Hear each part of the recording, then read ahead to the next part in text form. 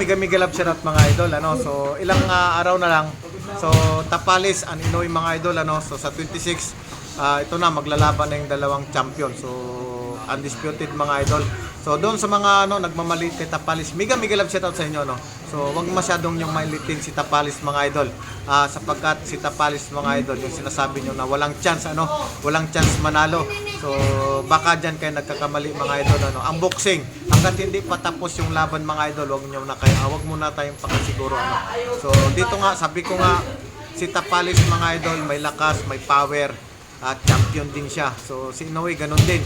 So dito sa mga mga idol, sa Kalamangan malamang si Inoue kasi unang-una doon sa Japan yung laro. So may mga roles kasi mga idol na Japan roles, ano.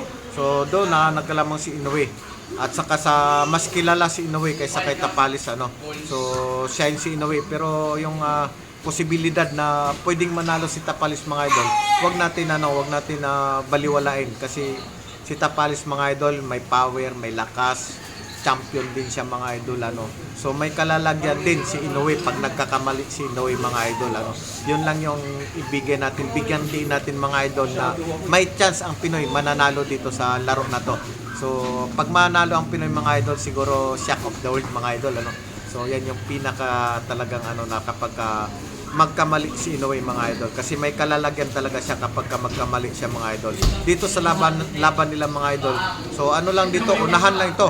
Paunahan na lang sila mga idol. Pag maunahan siya ni Tapalis mga idol, so may kalalagyan si Inoue. Alam naman natin si Inoue mga idol, hindi pa masyadong nakaranas siya ng mabibigat na tama, ano. So naramdaman natin yung laban ni Donaire at saka ni Inoue mga idol. So nakita natin na talagang nakaramdam doon ng bigat ng suntok si Inoue mga idol. Kaso nga lang, yun nga mga idol, medyo nakabawi doon si Inoue mga idol, hindi na nasundan yung tama niya. Pero dito kaya Tapalis mga idol, kapag magkamali siya mga idol, may kalalagyan talaga siya. So may lakas si Tapalis, may power, champion, kaya na experience. So yun yung mayroon kay Tapalis mga idol na hindi alam ng iba, no. Kasi si Inoue lang ang masyadong kilala, si Tapalis hindi masyado siya sa social media. Pero dito mga idol, so naniniwala ako na may chance talaga si Tapalis kapag maglaban itong dalawa. So paunahan na lang to kung sino magkakamali, yun ang mananalo ng idol. So kapag nagkamali ang isa, talo talaga. So kaya go Tapalis. So sana mayuwi mo yung 4 na belt. So suporta lahat ng Middle East family. So shout out sa inyo lahat ng mga nagmaliit kay Tapalis. Sana all na lang jowa kayo.